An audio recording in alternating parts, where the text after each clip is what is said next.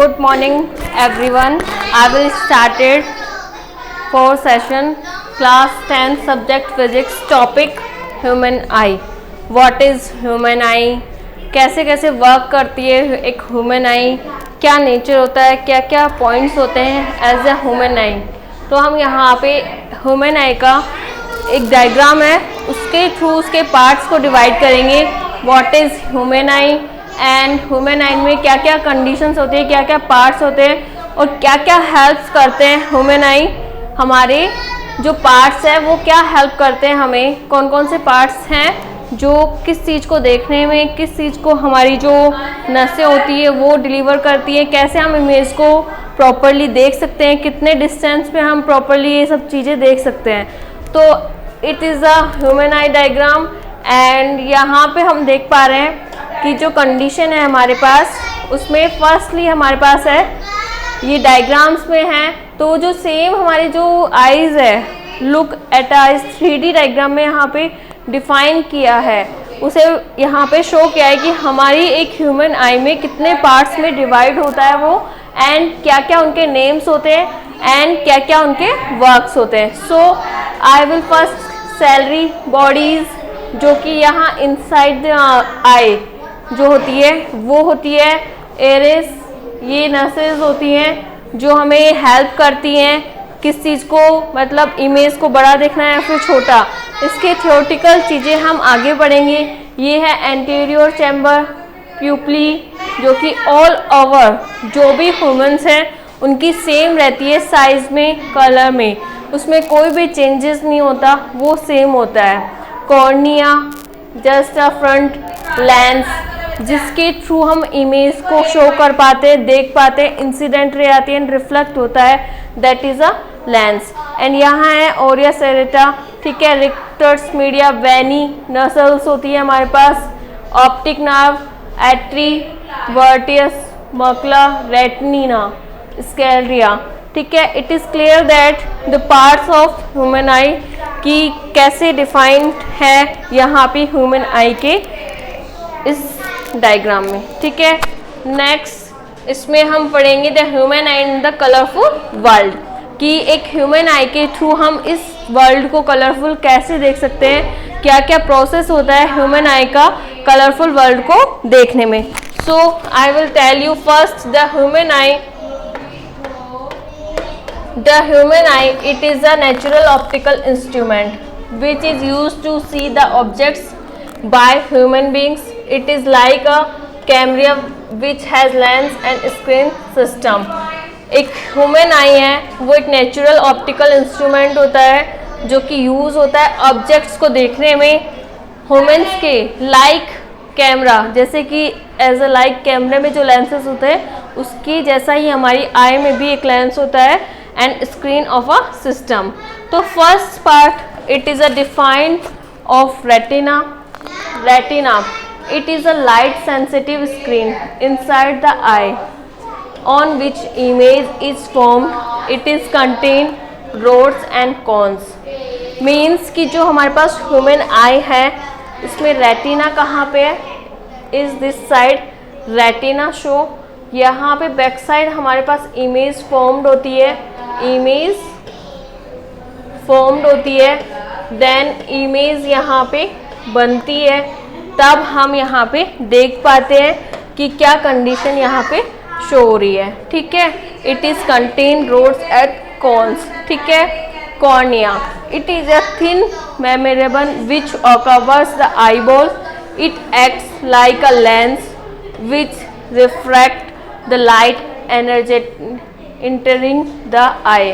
जो लाइट होता है उसको एंटरिंग करती है कॉर्निया में, एंड देन वो जो होती है थिन मेमोरेबल होती है, मतलब थिन पतली होती है, जिसके थ्रू हम क्या करते हैं, कवर होता है एक तरीके से एंड आई बॉल को कवर करके रखता है, जो लाइक लेंस की तरह बिहेव करता है, दैट इज इंसिडेंट रे को रिफ्लेक्ट करता है. देख लेते हैं एक बार हम डायग्राम में. Where is cornea. Cornea is a, यहाँ से हमें क्या होगा, कोई भी लाइट रे इंसिडेंट हो रही है, इंसिडेंट होने के बाद क्या होगा, वो रिफ्लेक्ट होगी, देन रिफ्लेक्शन के बाद हमें कोई भी ऑब्जेक्ट शो होता है. It is a cornea and cornea is a thin layer. ये पतली लेयर से बना हुआ है साइड, जिसे हम कॉर्निया, जो फर्स्ट हमारे पास लेयर होती है, it is like as a cornea. ठीक है, it is clear that. Next is a aqueous humor. It is a fluid which fills the space between cornea and eye lens. जो lens होता है हमारे पास and cornea means जो first layer होती है sorry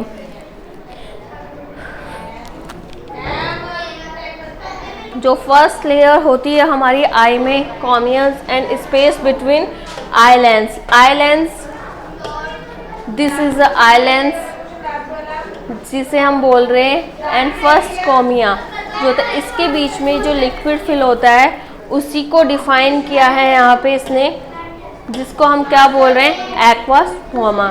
ठीक है, it is a fluid which fills space between a cornea and a eye lens. Next है eye lens. It is a convex lens made of a transparent and flexible jelly like material.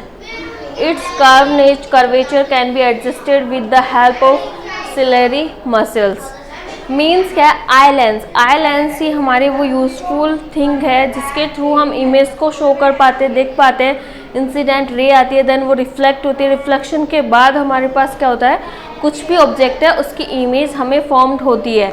Then ये भी work करता है कैसे कि हमारी जो आई है उसमें कन्वर्जिंग करते हैं, इंसिडेंट रे हुई उसे कन्वर्ट करते हैं, देन इमेज हमें परफेक्टली वहाँ शो होता है। कॉन्वेक्स का यूज़ किया है तो मीन्स कन्वर्जिंग मिरर यहाँ पे यूज़ किया है। डायग्राम में हम अगेन देख लेते हैं कि डायग्राम में कहाँ है lenses.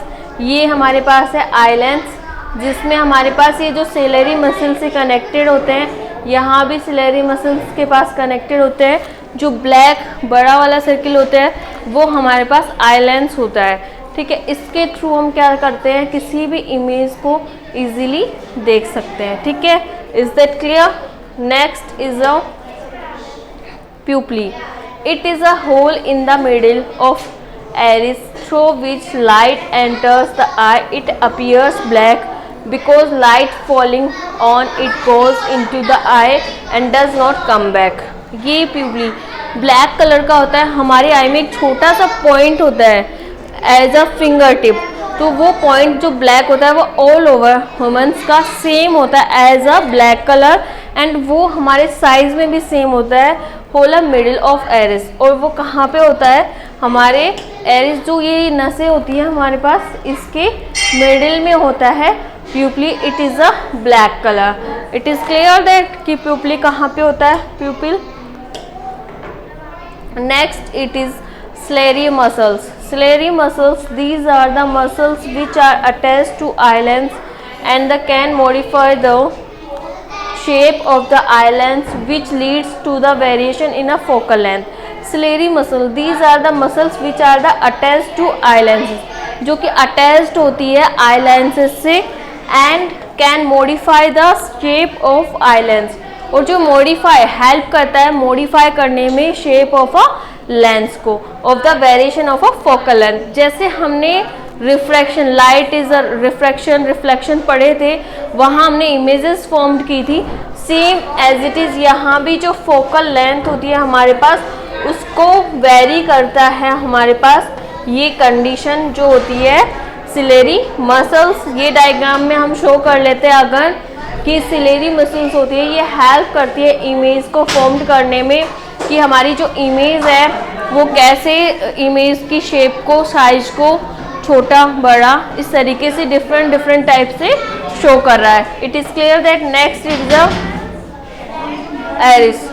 It is controls the amount of light entering the eye by changing the size of pupil. Means कि जैसे हमें ज़्यादा शेप इंक्रीज या फिर छोटा देखना होता है तो हमारे जो एरिस होती है, जो नसें होती है आइज़ में, वो वर्क करती है हमारी आई को छोटा एंड बड़ा करने में, जो हमारे लेंसेज होते हैं उनको छोटा एंड बड़ा करने में। इट इज़ क्लियर दैट कि हम कैसे उसको बड़ा छोटा इस तरीके से देख सकते हैं। जो हमारे पास लाइट जितनी ज़्यादा आएगी, हमने देखा है, एग्जांपल ले सकते हैं हम कि जैसे हम किसी उजाले वाली जगह से, किसी मतलब बहुत ज़्यादा लाइटिंग वाली जगह से अचानक से किसी अंधेरे वाली जगह में, तो हमारा एरिस क्या करता है कि हमें दिखता नहीं है, तो क्या करता है हमारे साइज़ को छोटा कर दे। और अगर हम किसी अंधेरे वाली जगह से उजाले वाली जगह पे जाते हैं तो हमें दिखता नहीं है कुछ सेकंड्स के लिए, तो वो इसी वजह से होता है कि जो हमारे एरिस होता है वो साइज़ को छोटा बड़ा करता है, जितनी लाइट उसे एंटर करनी होती है वो उतनी ही लाइट को एंटर करने देता है। It is clear that next it is a optical nerve. These are the nerves which take the image to the brain in form of electrical signals. Means कि ये नर्व सिस्टम होता है, इसमें image क्या होती है ब्रेन तक पहुंचने में सिग्नल्स को देता है। ब्रेन तक पहुंचने में जो सिग्नल्स हमें मिलते हैं वो कहाँ से मिलते हैं, ऑप्टिकल नर्व से। मीन्स यहाँ से स्टार्ट होगा, देन वो हमारे पास क्या कॉर्निया, एंड कॉर्निया से डायग्राम में हम देख लेते हैं।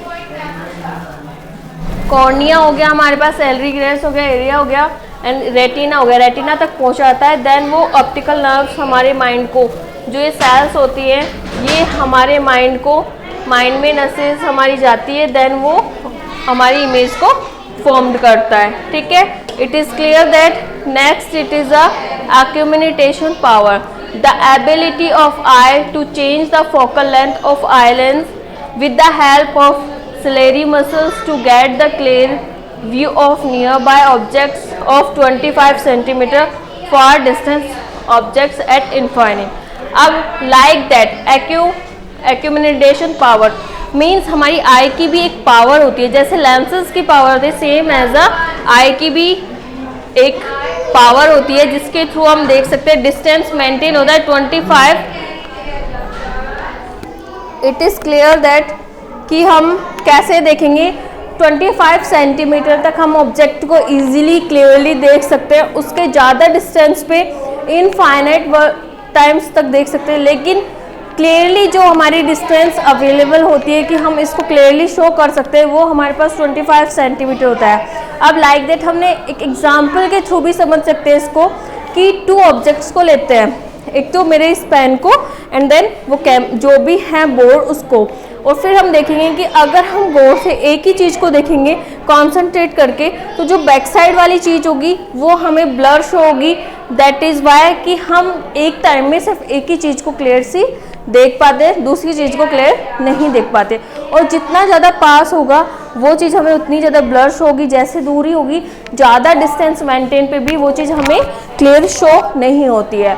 अब जैसे कि मैं बैक साइड वाली चीज़ को देखना चाहूँगी तो मुझे जो फ्रंट में है ये है, तो मुझे ये ब्लर शो होगा, देन बैक साइड वाला क्लियर शो होगा। तो इट इज़ अ कि जो डिस्टेंस है वो है, एंड एक साथ हम टू ऑब्जेक्ट्स को हम शो नहीं कर सकते, हम डिफरेंट टाइम पे ही अलग अलग चीज़ों को देख सकते हैं। नेक्स्ट है कलर ब्लाइंडनेस।